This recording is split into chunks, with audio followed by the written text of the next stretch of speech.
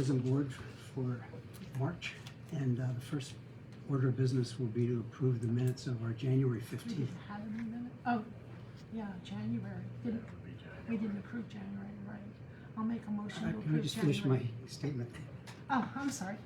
I was thinking out loud, yeah. Okay. I'll second that motion. All right. It's been moved and seconded that we approve the minutes of the January 15th meeting. We did not have a quorum at our last meeting, therefore those minutes had not been adopted. So we're taking that action today.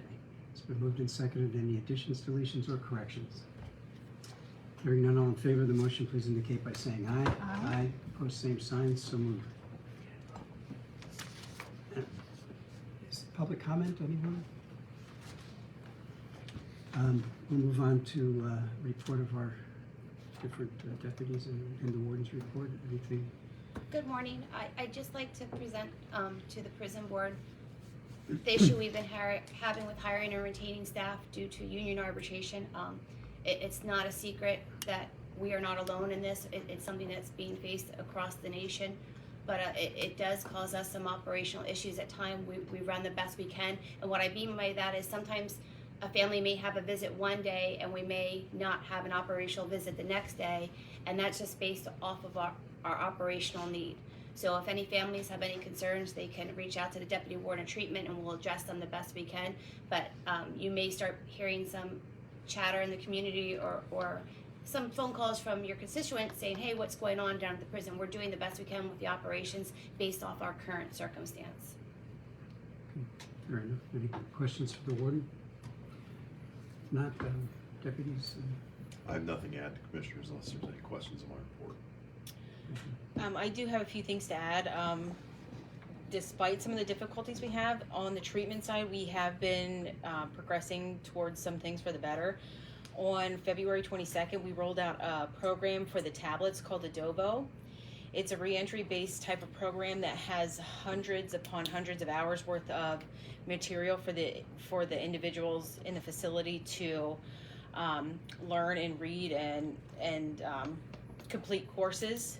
I printed out the coursework and it took up 92 pages, so that's just how much material is on there. It ranges from religion to mental health, substance abuse, some trade work material that they can learn, and they can earn certificates of completion, which once they're released they can print off, so they have them for their records. Also, as of the 7th of March, which was last week, we also started school through IU13 in person in the facility, as well as we started the Vivitrol program. Yesterday was week 2 of them being in person in class, and we've had a couple participants so far. For the sake of those who may not be aware, 2 seconds on Vivitrol. It's a shot that helps block the effects of opioids or alcohol, so that the individuals who are in this program, they can't feel the effects if they use again. And they have classes. It's run through the RACE project, and they are set up with case managers to help them maintain sobriety through Vivitrol. Do we provide 2 shots or 1? It's one before they leave, Okay. and then everything else is once they're on the streets. Some other programs are able to provide 2. Our setup is we at least start with the 1, and the idea is to set them better up for their reentry into the community, because they already have something that would not allow them to feel the effects of the alcohol or the opioid. Are they still getting completed in 2 years to get weaned off? That was the original goal, if I remember correctly. That I'm not sure. We offer the classes and education beforehand in the shot, and then the RACE project, the case managers help them from there on the streets. But the 2 years I'm not sure of. They get assigned a counselor through PA counseling as well, so they have somebody that follows them, similar to what a parole officer would do, but in the way to make sure they're getting to maybe NA meetings, any kind of drug and alcohol classes that they need to do upon the street. So they have somebody that's working with them to work through that. I think sometimes, it's more than a 2-year process, depending on the individual and what their needs are. In some cases, it could be a way of life, no different than what the methadone program might look like. Okay. If nothing else from your reports, Tom, do you have anything that you'd like to share? Sure, I'll start. Do you mind introducing yourself? I'm sorry. Hi. Sorry. Tom Weber, CEO with Prime Care Medical, the healthcare provider out at the facility. I'll start with the good news. Even though we didn't have a meeting in February, we did have a discussion that the facility was quickly approaching its audit with the National Commission on Correctional Healthcare, the NCCHC. That's an organization that was developed by the American Medical Association back in the early 70s as a result of a recognition that correctional healthcare is almost its own specialty. And they establish standards on how to provide healthcare in a correctional facility. They come in, they don't audit the medical department, so to speak, but they audit the facility itself. Obviously, medical is a big component of it. And when we entered into the contract, one of the goals of the county was that the facility would become NCCHC accredited. We had the 2-day audit at the beginning of March, and I mentioned in February we won't have the final results because the audit team completes the field work, prepares a report, and then submits it to a committee who reviews and determines as to whether accreditation should be granted or not. But there is part of the process, and let me back up. The process includes an opening meeting with administration and medical. There is a tour of the facility that is conducted, and then the auditors review charts, as well as talk to all the providers that we have there, interview them. There are also interviews conducted with the administration staff, with the training officers from the facilities, with correctional officers, and with patients, inmates themselves. I went on the tour, and during the segregated housing, the lead auditor was going up to the cells and would be asking questions about access to care, whether they're getting the medications that they, had out in the field. So it's a rather thorough process, and then it concludes with an exit interview. And as I mentioned, it's not final, but the lead auditor who will prepare the report to be sent to the committee had indicated there are 39 essential standards. You have to have 100% compliance with all of those. There are another 20-some important standards, and you need to have 85% compliance with those in order to be accredited. Going through the exit interview, she had indicated that the facility had achieved 100% compliance with both the essential and the important factors, and she commented for a first-time accreditation, she found rather remarkable. She shared with us the story of the last first-time accreditation that she went through. She found 13 different deficiencies. So it is a proud moment for the facility, certainly, as well as the medical, that we were able to take the healthcare delivery system from where it was when we started, 3 years ago, and progress to this point where we were able to achieve 100% compliance on our first accreditation process. So that's definitely a positive note. Also trending in the positive way is COVID. The facility is relatively COVID-free right now. During the last month, we had 5 positives only, but no serious symptoms. We completed 52 vaccinations in February, and I delivered 3 more vials today, so that we're going to be doing some more vaccinations over the next 2 weeks. So we continue to address trying to keep it out of the facility as well as protect the patients that are under our care, and that seems to be going well. In the not so positive light, I just wanted to share with the board some observations. As you may recall, we operate in 84 facilities right now in 6 different states. Across that whole platform, and Lebanon County is no different. The acuity of our patients over the last 4 months is significantly increasing. We are seeing far more severe mental health disease. We use a rating stable for people who come in, and almost 10% of the patient population right now is being diagnosed with a serious mental illness. So it is rather acute. We're also seeing some very harsh detoxification symptoms coming in with people that are abusing multi-substances. It's no longer just an opioid epidemic. We're seeing methamphetamines with everything. We're seeing increased marijuana use and even a resurgence with cocaine of late, which had disappeared for a long period of time. It unfortunately appears that our patient population is desperate for substances and are really willing to take any substance they can lay their hands on. We're also seeing across the board an increase in serious suicide attempts.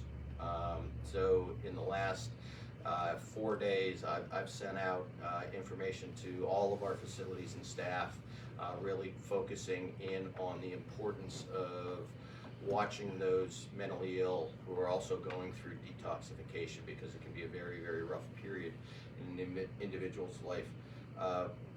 As you know, we go through a pretty extensive intake process when someone comes to us so that we can try and figure out what patient we're dealing with. About 18 months ago, we initiated a process that if someone refuses their intake, because obviously our patients, just like you, have the right to refuse treatment. So if individuals refuse to go through the intake process, an email is sent to a notification group. When we first started this, I might receive one of those emails a day, and we're taking care of about 26,000 people a day across the platform. Obviously, they're not all new intakes, but we're doing several hundred new intakes a day, and I would get one email of a refusal. I'm up to getting about an email an hour now with individuals who are refusing their intake, and they're coming in. They're poor historians to begin with. They have not really taken care of themselves, most likely for a significant period of time, and we're getting these individuals that we know pretty much nothing about. So it's a very, very scary proposition. One of the things that occurs when they refuse that intake is that they are put on some form of suicide prevention watch until a mental health clinician can see them. I bring that up because it sort of dovetails with the warden's comments regarding the strains being placed on the facility right now with staffing, because as the acuity increases, even if we have a lower number of patients, the tasks that our staff, as well as the tasks that are the responsibility of the security staff, increase. So there is a pinch going on right now based upon just the acuity of the individuals are coming in. Hopefully with the change in weather, there might be some improvement from a mental health standpoint. We have seen that historically. I'm concerned though, given the extent of the abuse we're seeing, that we're not going to see that increase that we historically have. So it is just a very scary time right now in corrections with the type of individuals that we're encountering. The last thing I'd like to mention is just informational in nature. About 10 days ago, I believe, the Department of Justice sued the Pennsylvania Unified Court System. And the basis of the litigation was that there are certain counties that have diversion programs so that you do not go to jail. And a lot of those programs have requirements that the individuals remain drug-free, including substances such like methadone or buprenorphine. So if an individual has been diagnosed with a substance use disorder and is in a program treating with buprenorphine, they cannot get into these programs. And the Department of Justice is taking a position that violates the ADA because substance use disorder is now a recognized diagnosis under the DSM-5. So they're pressuring these counties to change those programs. It may not have a big impact across the board in Pennsylvania, but I raise it because it is further indicia that medicated assisted treatment is going to sort of be compelled for one reason or another in our county correctional facilities. We operate in New York and Maryland, and they already have legislation that in New York, it's by October of this year, every county facility has to have an MAT program. In Maryland, it's by 2023. And some of this legislation can be a little scary. By example, in Maryland, each facility has to offer all 3 forms of treatment. There are some counties that don't have methadone clinics, so it's going to be a logistical problem for how, if someone's on methadone, how the county is going to, when there are staffing shortages, and you're looking at a lengthy transport every day, that can be problematic. Also of concern for Maryland is They put the cart before the horse, and it's the patient who gets to pick what medication of the three they want. As there is a rush or a movement in this direction, a lot of individuals haven't taken a step back and say, how do you best management a correctional facility? And the states are taking legislation, but the DE regulations and SAMHSA regulations were written in the 70s when there was a lot of skepticism as to the efficacy or even the propriety of trading a drug for a drug. And now it's becoming mandated. You're running into brick walls that you can't, like methadone. It is very difficult to have a methadone clinic in a correctional facility to remove those needs for those daily transports. So as I mentioned, it's just informational at this point about something that's probably going to develop over the next 12 to 18 months. Thank you. Maybe I should have saved the good news for the end. I'm not sure it would have mattered, but thank you. Yes, I have a request, please. I'm hard of hearing. Tom's voice is fairly good to hear, but I can't read his lips behind Tina's head. And since Jamie sits back there, maybe he could join us at the table from now on, so that, and then also the people in the back could see his face and read his lips if they have a similar problem. I can't see his face. Most people don't think that's a good thing. Thank you.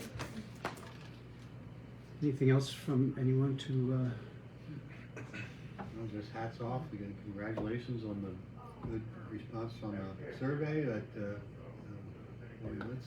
Again, hats off to you, and we have your back, we certainly empathize and understand, and if community's getting a little unsettled because we're having to change policies and procedures, that's to ensure the safety and security of staff and people we house at the correctional facility, so I'm sorry, that's not optimal, but you have to do what you have to do. Thank you for that, and that is a huge credit to our correctional staff because they had to work hard just with Prime Care. We never would have made that accreditation without Prime Care's education and support that they provided to the correctional staff.